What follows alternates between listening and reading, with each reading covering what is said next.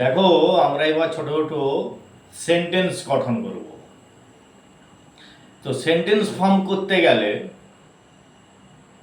আমরা পার্টগুলো শিখে নিয়েছি, যে পার্টগুলো দরকার, পার্টস অফ স্পিচ টোটাল শিখেছি।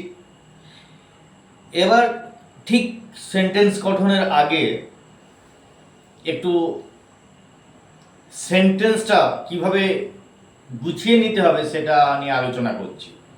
সেটা হলো সাবজেক্ট আর প্রেডিকেট। সাবজেক্ট আর প্রেডিকেট, সাবজেক্ট হচ্ছে কি জানো তো, নাউন ফর্মটা, আর প্রেডিকেট হচ্ছে ভার্ব ফর্মটা। নাউন ফর্মটা বলতে কি রকম, একটা বাক্যে যাকে নিয়ে বা যার সম্পর্কে কিছু বলা হয় সেটাই হলো সাবজেক্ট। আর ওই সাবজেক্ট সম্পর্কে যা কিছু বলা হয় তাহাই হলো প্রেডিকেট। যেমন যদি আমরা বলি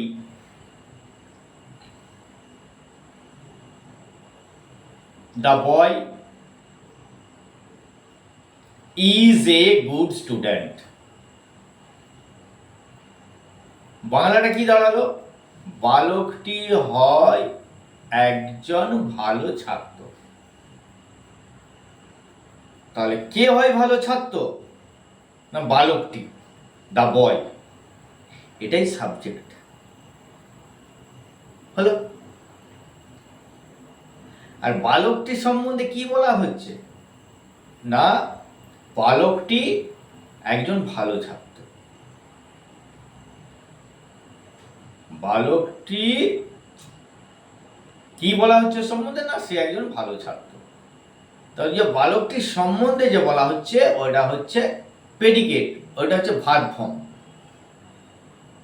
অতি সিম্পল, খুব সহজ, শুধু একটু নিজেরা ভাবো। নাউন ফর্মটা হলো সাবজেক্ট, ভার্ব ফর্মটা হলো predicate. Nairiti is singing a song, তাহলে নৈরিতি একটি গান গায়, গান করছে, গায় নয়, গান করছে, কন্টিনিউয়াস ফর্ম, কন্টিনিউয়াস টেন্স। তাহলে কে গান করছে, নৈরিতি, subject.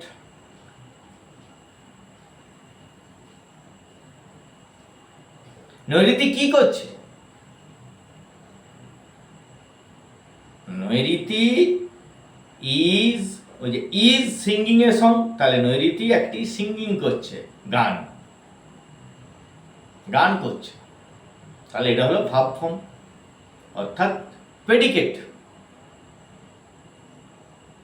Mouni is swimming in a swimming pool, তাহলে কে সুইমিং পুলে সাঁতার কাটছে, না মৌনি। মৌনি হলো সাবজেক্ট। মৌনি কি করছে, না মৌনি সুইমিং পুলে সাঁতার কাটছে। Mouni is swimming in a swimming pool, তাহলে মৌনি যে সুইমিং পুলে সাঁতার কাটছে ওটা হলো প্রেডিকেট।